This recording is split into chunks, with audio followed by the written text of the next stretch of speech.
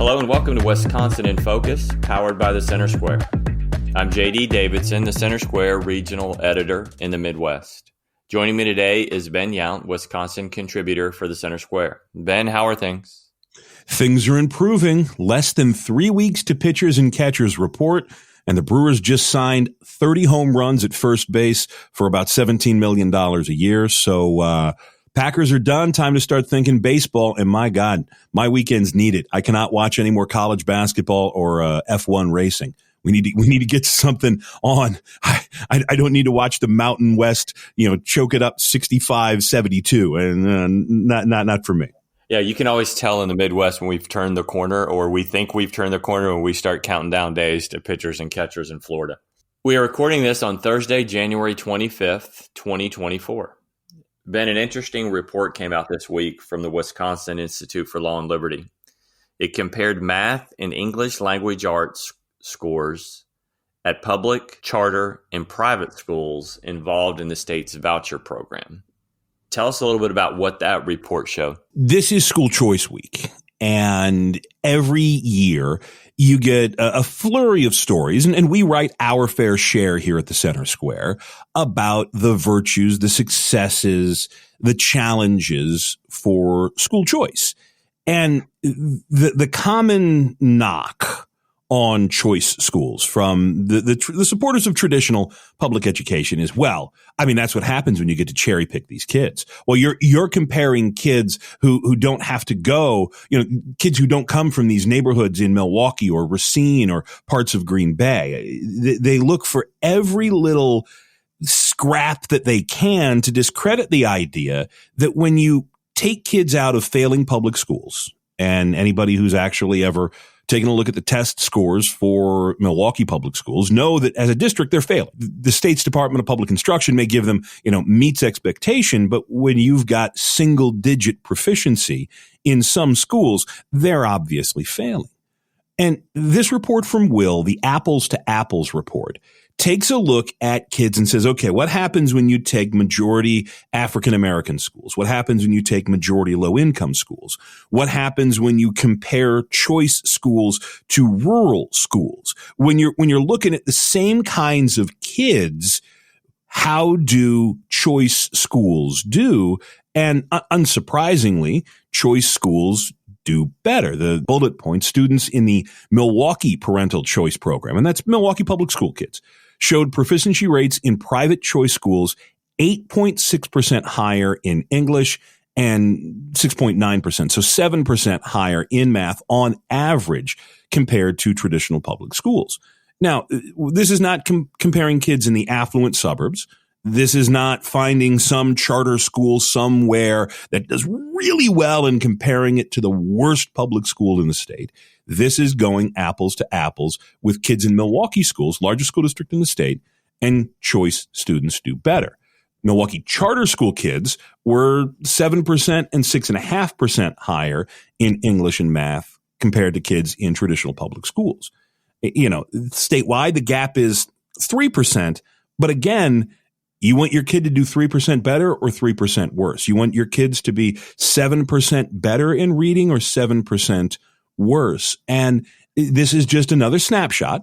And again, snapshots are great. If you watch it every day, it's the movie. If it's a check-in time, it's a snapshot. It's another snapshot that shows that while school choice may not be the end-all, be-all, solve every single problem, it gives more kids an opportunity to learn more, learn better, be better prepared for when they graduate.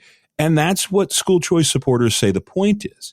It is not a sorcerer's stone from the Harry Potter movies, but it is an opportunity for kids to get a better education. Is the report getting any traction around the state at all? It does. This is part of the problem with School Choice Week is that a lot of places, we write about this. Wisconsin Right Now writes about this, although I think Wisconsin Right Now just reposted our piece. So thanks to them for doing that. Jim and Jessica do a great job of that. There's a lot of writing about school choice online. This was a very busy topic for Twitter. But many of the legacy newsrooms, because again, they view school choice through a very, very skeptical eye. they didn't write as much about this, or they found a way to tell a different story about the lack of public funding.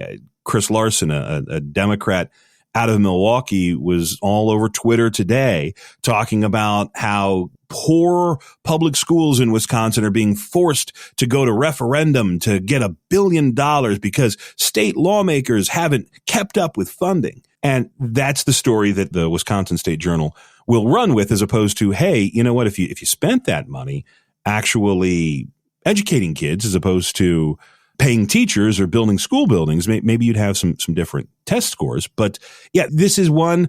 You've written about school choice before. You've seen what we put out here at the Center Square. You know, school choice is very, very popular for a very, very dedicated group. But, you know, as far as the Legacy Newsroom is concerned, it is taking money away from public education, and that is a net bad.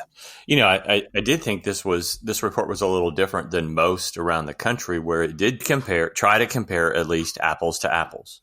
The same socioeconomic racial makeup in a public school with the same socioeconomic and racial makeup in a private or charter school. Well, and that's the big difference here, is that a lot of times you just take a look at raw numbers and say, oh, look, charter schools doing better, choice schools are doing better. Thanks so very much. No need to look into to what's going on behind it. This apples to apples report took a look at race and took a look at income. And really, the biggest determining factor as to how well kids do in choice schools or in traditional public schools is income. You know, the quote from the report: statewide, a school with 100% low-income students would be expected to have proficiency rates 47.3% lower in English and 45% lower in math compared to a hypothetical school with 0% low-income students. For African-American students, the quote goes on, the gap is 23% in English and 26% in math. So this isn't a thing about race. This isn't so much, well, if we could just get rid of those kids, as the myth has been about school choice. This is about low-income kids, and that when low-income kids get into choice schools, they have a better shot at getting a better education. And again, this is what advocates say. Look, this is all about kids. The point of public education is not to help the University of Wisconsin get more future students or to train the next generation of coders or plumbers, but it's to make sure that young people at 18 or 19 years old, when they get out of high school, that they can be contributing members to society, that they have a base of knowledge about reading, writing, math, science, civics, biology, the history of this country. I mean, and it's really interesting to break this down and see that it is low-income kids. And you stick that out throughout the entire state. There's some poor rural parts of this state that the report says, yeah, those kids are having trouble as well because their schools just aren't as good as they could be. That's interesting. That's all the time we have. Listeners can keep up with this story and more at thecentersquare.com. For Ben Yount, I'm JD Davidson. Thanks for listening, and please subscribe. Enjoying our podcast? Your reviews help other listeners find our show. Please leave us a review on Apple Podcast, Spotify, or wherever you listen.